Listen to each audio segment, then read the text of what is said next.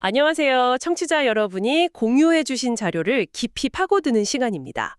오늘 우리가 살펴볼 이야기는 믿음은 어떻게 깊어지는가? 이 질문에 대한 한 사람의 아주 솔직한 답변이에요. 네, 최성규님의 개인 신앙 간증문인데요.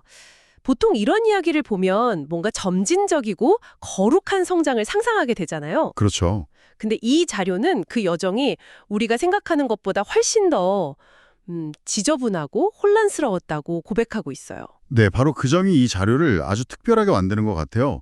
저자가 자신의 신앙 여정을 성도, 그리스도인, 제자 이렇게 세 단계로 나누거든요. 네네. 근데 각 단계로 넘어가는 과정이 결코 순탄하지 않았다는 걸 아주 솔직하게 보여주고 있습니다. 뭐랄까, 깔끔하게 포장된 성공 스토리가 아니라 정말 날 것 그대로의 성장 기록을 보는 느낌이죠. 맞아요. 그래서 오늘 저희는 이 혼란스러운 여정을 한번 따라가 보면서 신념이라는 게 한 인간의 삶에서 어떻게 뿌리 내리고 또 변해가는지 그 과정을 좀 집중적으로 들여다보려고 합니다. 좋습니다. 흥미로운 건 이 깊은 여정의 시작점이 아주 계산적이었다는 거예요. 그렇죠. 저자가 20살까지의 자신을 성도라고 부르는데 그 당시 신앙은 일종의 보험 같았다고 하더라고요. 맞아요. 자료를 보면 교회 가기 싫다는 말 한 번 안 하고 심지어 개근상까지 받을 정도로 외적으로는 정말 모범적인 신앙인이었죠. 네. 하지만 그 동기를 들여다보면 아주 재밌습니다. 하나님이 진짜 있다면 믿는 게 이득이고 설령 없더라도 믿는 게 더 도덕적이다. 이런 식의 손익계산이 깔려 있었던 거죠. 와, 굉장히 실리적인 접근이네요. 신앙이라기보다는 합리적인 선택, 여기에 더 가까워 보여요. 네, 심지어 주변 사람들 칭찬도 큰 동력이었다고 하고요. 그러니까 신앙이 자기 정체성이라기보다는 그냥 잘 수행하면 보상이 따르는 사회적 활동? 뭐 그런 거였군요. 정확합니다.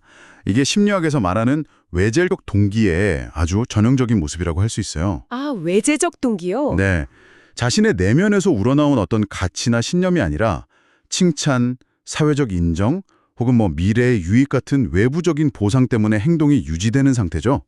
사실 이건 신앙뿐만 아니라 우리가 어떤 일을 시작할 때 흔히 발견되는 보편적인 단계이기도 합니다. 그렇군요. 네, 그렇게 외부 동력으로 움직이던 성도의 삶에 21살에 거대한 균열이 생깁니다. 네, 2019년 여름 한 집회에 참석해서 요한복음 3장 16절 말씀을 통해 처음으로 하나님을 인격적으로 만났다고 고백하는데요. 그 인격적인 만남이라는 표현이 나왔네요. 네, 종교적인 맥락에서 굉장히 중요하게 쓰이는 말인데 자칫하면 좀 추상적으로 들릴 수 있거든요. 맞아요. 이게 본질적으로는 막연하고 그냥 이론으로만 알던 개념이 한 개인에게 지극히 현실적이고 감정적인 실체로 다가오는 그 순간을 의미해요. 마치 역사책에서 이름만 보던 인물을 실제로 만나서 대화하는 것 같은 그런 충격인 거죠. 저자에게는 그 충격이 하나님이 세상을 이처럼 사랑하사 독생자를 주셨으니 이 구절에서 왔다고 해요. 예수의 죽음이 인류를 위한 어떤 거대한 교리가 아니라 바로 나 한 사람을 향한 사랑 때문이었다는 걸 그 순간 온몸으로 깨달았다는 거죠. 네, 그의 표현을 빌리면 다른 건 다 필요 없고 하나님이 나를 사랑하는구나, 내 편이구나, 이 강렬한 확신이 모든 걸 바꿔놓았다고 합니다. 바로 그 지점이 성도에서 그리스도인으로 넘어가는 질적인 변화의 순간입니다. 아, 동기부여의 원천이 외부에서 내부로 완전히 옮겨온 거죠.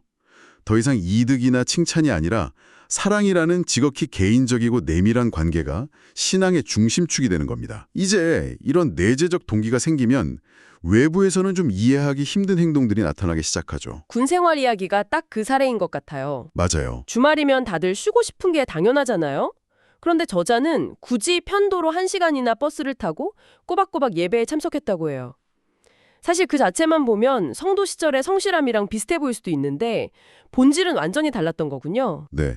저자 자신도 그 행동의 의미를 나중에 깨달았다고 분석하는 부분이 아주 인상적이에요. 그건 그냥 기계적인 성실함이 아니었다는 거죠. 아, 피곤에 절어있는 주말에 단잠을 포기하고 그 번거로운 일을 21개월 내내 할 수 있었던 유일한 이유는 바로 예수님을 믿는 이유, 즉 하나님이 내 편이라는 그 내적인 확신, 딱 그거 하나 때문이었다는 겁니다. 외부의 시선과 전혀 무관하게 움직이는 강력한 내적 동력의 증거인 셈이죠. 보통 군대에서 신앙이 깊어졌다고 하면 제대 후에도 쭉 이어질 것 같은데 이야기의 흐름은 또 예상을 벗어납니다. 그렇죠. 오히려 괴물이 탄생했다는 표현이 나와서 깜짝 놀랐어요.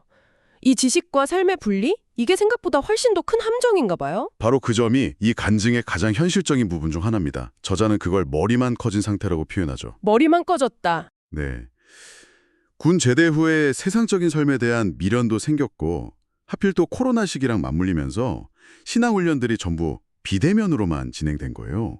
그 결과 성경 지식은 늘었지만 그걸 삶의 현장에서 부딪히면서 살아내본 경험은 전혀 없는 이론만 빠삭한 율법주의자가 되어버렸다고 고백합니다. 머리로는 뭐가 옳은지 알지만 몸이랑 마음은 전혀 다른 곳을 향하는 그 괴리감. 정말 고통스러웠을 것 같아요. 네. 그렇게 방황하던 시기에 워커라는 교내 사역자로 부름을 받게 되는데 이것도 처음에는 이 공동체가 나처럼 유능한 사람이 필요하구나 이렇게 착각했다고 하더라고요. 네, 여전히 자기중심적인 해석을 한 거죠.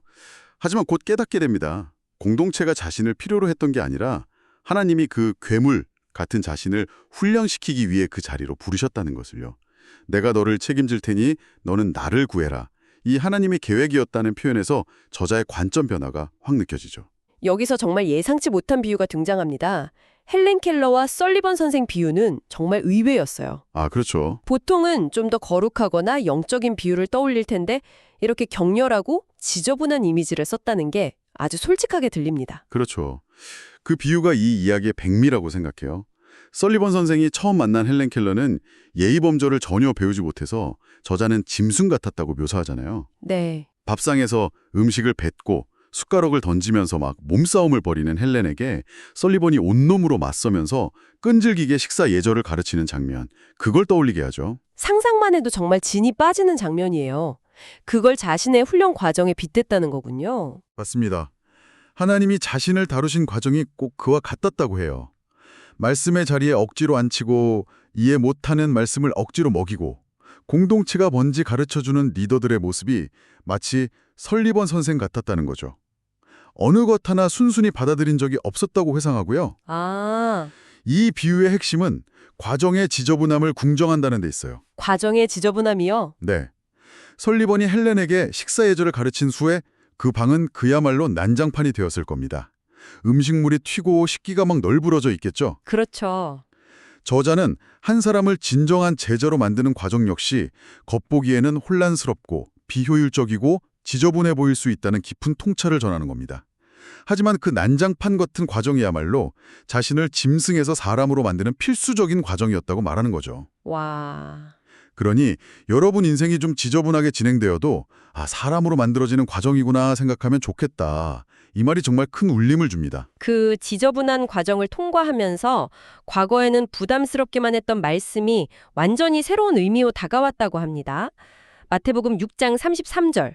먼저 그의 나라와 그의 의를 구하라 하는 구절인데요. 네. 이전에는 이걸 어떻게 이해했던 거죠? 과거에는 이걸 일종의 제로섬 게임으로 이해했어요. 내 시간과 노력을 희생해서 하나님의 일을 먼저 해야만 하나님이 내 피로를 채워주신다는 식의 거래 관계로 본 거죠.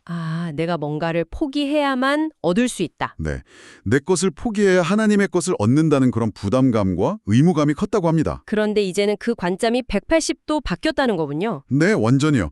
이제는 그 구절이 신뢰의 약속으로 들린다고 해요. 신뢰의 약속. 네, 즉 하나님의 길을 따르느라 세상에서 뒤처질까 봐 걱정하지 마라. 너에게 정말 필요한 것들은 그 길을 걷는 과정 속에서 내가 다 알아서 채워줄 것이다. 라는 하나님의 약속으로 받아들이게 된 겁니다. 와, 이건 정말 엄청난 인식의 전환이네요. 의무와 거래가 아니라 신뢰에 기반한 동행으로 관계가 재정립된 거잖아요. 맞습니다. 이 제로섬 게임에서 신뢰의 약속으로의 전환은 단순히 종교적인 깨달음을 넘어섭니다. 많은 심리학적 성장 모델에서도 의무감이나 두려움에 따른 행동이 내재적 가치와 신뢰에 기반한 행동으로 바뀔 때 진정한 성숙이 일어난다고 보거든요. 그렇군요. 이 저자의 경험은 바로 그 전형적인 과정을 보여주는 셈이죠. 세상의 필요와 하나님의 일을 분리해서 보지 않고 더 큰 존재가 그 모든 것을 주관한다는 믿음 위에서 비로소 걱정 말고 들이받으라고 말할 수 있는 제자의 단계에 이른 겁니다. 이 깨달음을 얻기까지 7년이 걸렸다고 하네요. 오늘 살펴본 이 이야기는 신앙의 성장을 3단계로 아주 명확하게 보여줬어요. 저자가 마지막에 정리한 내용을 다시 짚어보면 이렇습니다. 첫째, 성도는 교회 안에서만 기독교인인 사람. 네, 사회적 활동으로서 종교를 소비하는 단계라고 볼 수 있겠네요. 그리고 둘째, 그리스도인은 교회 밖에서도 구원의 확신, 즉 내적인 신념을 가진 사람. 외재적 동기에서 내재적 동기로 전환된 정체성의 변화를 엮은 단계죠. 그리고 마지막 셋째, 제자는 하나님이 부르시면 자신의 것을 버리고 따를 수 있는 사람. 이건 단순한 믿음을 넘어서 삶의 주도권을 내어맡기는 신뢰의 단계입니다. 결국 이 전체 이야기는 이해에서 확신으로 그리고 마침내 신뢰로 나아가는 깊이 있는 과정에 대한 기록인 셈이죠. 특히 헬렌 켈러의 비유는 우리 모두에게 정말 중요한 질문을 던지는 것 같아요. 그렇죠. 우리는 보통 성장을 되게 깔끔하고 효율적인 과정으로 생각하는 경향이 있잖아요. 맞아요. 계획대로 착착. 네, 계획대로 진행되지 않으면 실패라고 여기기 쉽고요. 하지만 이 이야기는 우리에게 이렇게 묻는 것 같습니다.